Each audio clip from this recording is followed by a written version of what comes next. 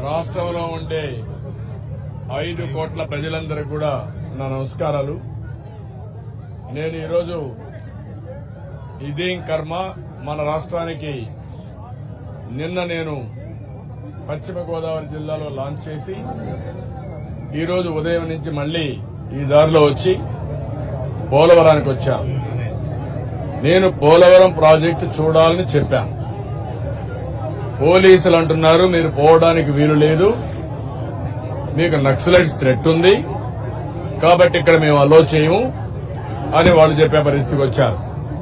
నేను అడిగాను, ఇప్పుడు కాకపోతే రేపు మార్నింగ్ వస్తాను, మీరు అలో చేయండి, నన్ను రేపు ఉదయం వచ్చి నేను చూస్తాను. అంతలోపల ఈ ప్రాంతంలో అంతా కూడా మీరు ఏ విధంగా జాగ్రత్తలు తీసుకోవాలి, ఏ విధంగా ఈ ఏరియా అంతా కూడా మీరు కంట్రోల్ తెచ్చుకోండి. ఇప్పటికే మీకు కంట్రోల్ ఉంది, అవి చేయమని చెప్పాను. ఇంకా నాకు సరైన సమాధానం కూడా చెప్పలేదు పోలీస్ ఆఫీసర్లు.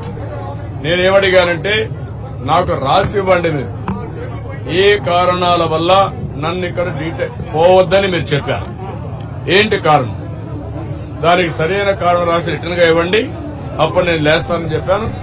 అందుకే ఈ ప్రభుత్వ వైఖరికి నిరసనగా నేను ధర్నాలో కూర్చున్నాను.